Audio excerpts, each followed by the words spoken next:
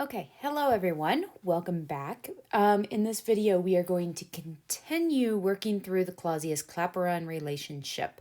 And so in the previous video, chapter 11, part 4, we discussed how intermolecular forces and the energy required for vaporization and the temperature and the vapor pressure are all related. And we came up with a nonlinear relationship that was really hard to mess with. And so in this video, we're going to continue talking about that relationship, but we're going to turn it into a relationship that we can use. So we discussed last time that the vapor pressure is a function of temperature, and it has this nonlinear shape to it.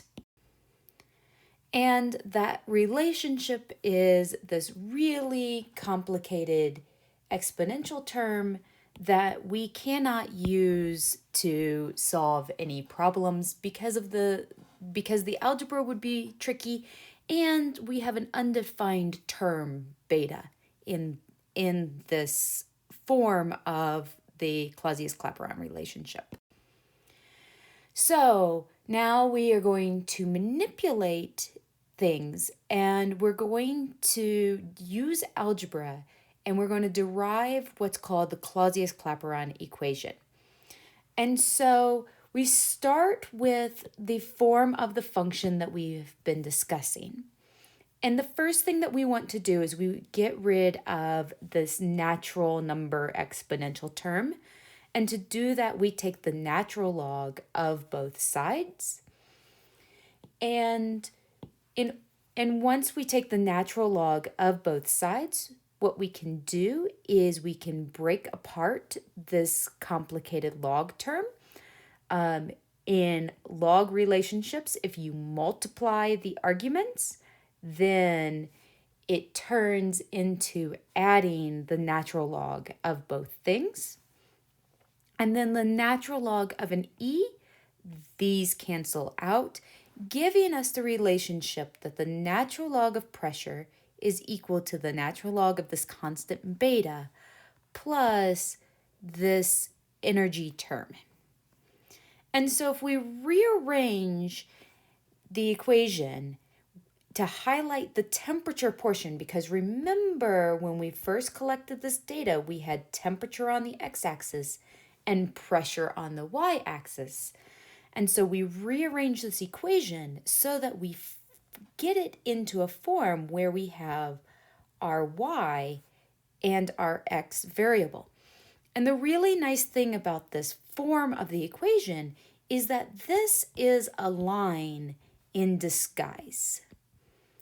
And so what we have now, instead of graphing pressure versus temperature, what we have now, which is what gave us this relationship, because this was y and this was x, and it gave us this exponential term.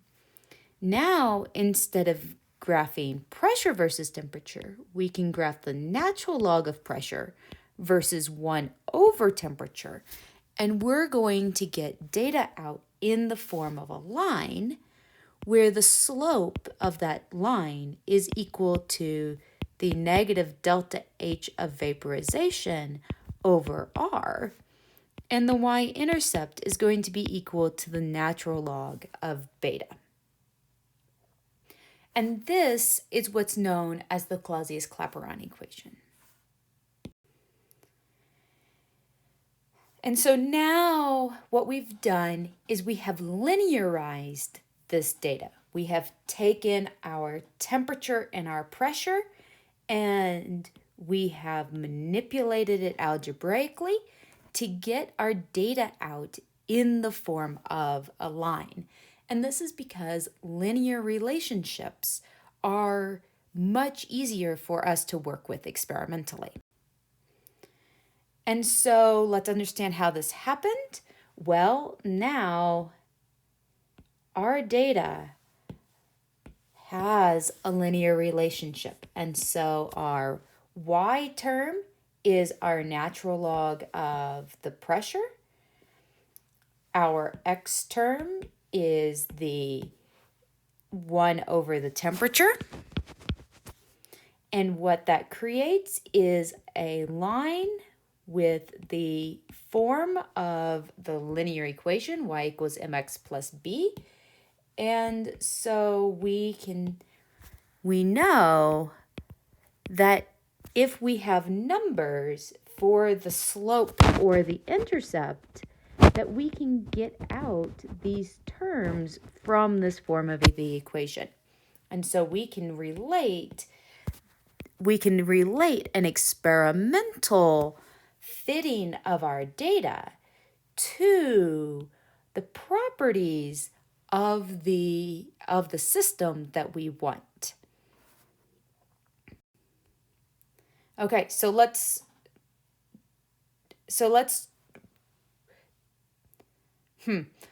I don't have this set up for me to work out the example, so I will talk through it with you. So the example is the vapor pressure of dichloromethane is measured as a function of temperature, and the results are graphed. Determine the heat of vaporization of the dichloromethane given the results.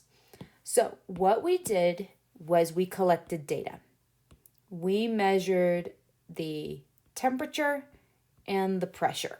And so we got experimentally a bunch of numbers. This is no different than how you would do the molarity and the absorbance. You would change the temperature and you would measure the pressure. And then we took this data and we changed it to 1 over temperature and natural log of P. And so that means that I took 1 over these numbers for each of these data points, and I took the natural log of the number for these points. And then I took this data and I graphed it. When I graphed it, I got the equation of the line to be y equals negative 3773x plus 18.8.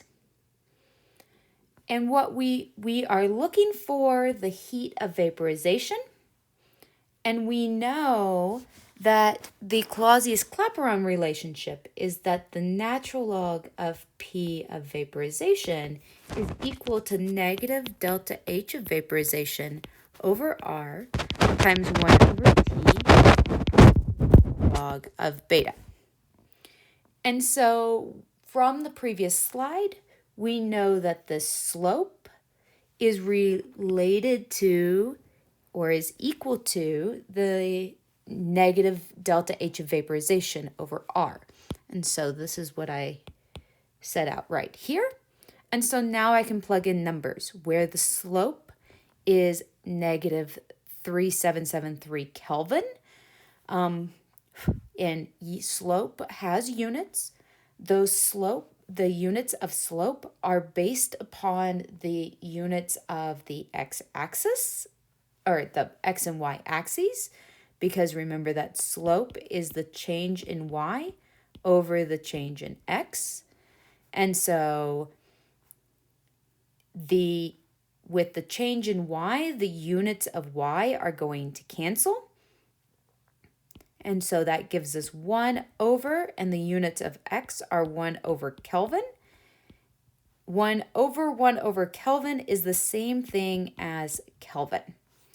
And so the units of my slope are Kelvin, and this is equal to the negative delta H of vaporization over, this is the ideal gas constant, R,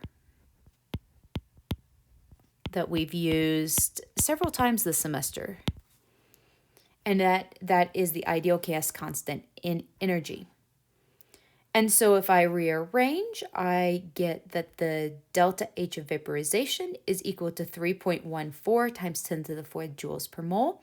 And many times we like to report these values in kilojoules per mole. And so all I did was I converted from joules to kilojoules, knowing that there are 1,000 joules per 1 kilojoule.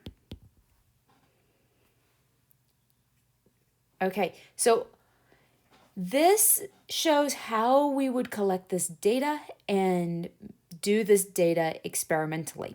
Now, something to know about this data is that we use this form of the Clausius-Clapyeron with lots of data points.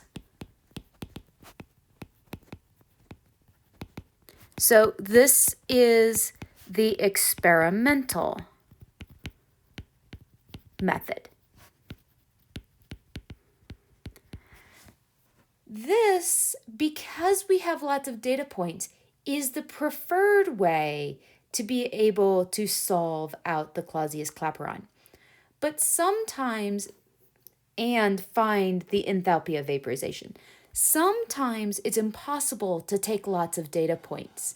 And so in our next video, we're going to talk about what we do if we don't have experimental data and how do we go about using the Clausius-Clapyeron in that situation.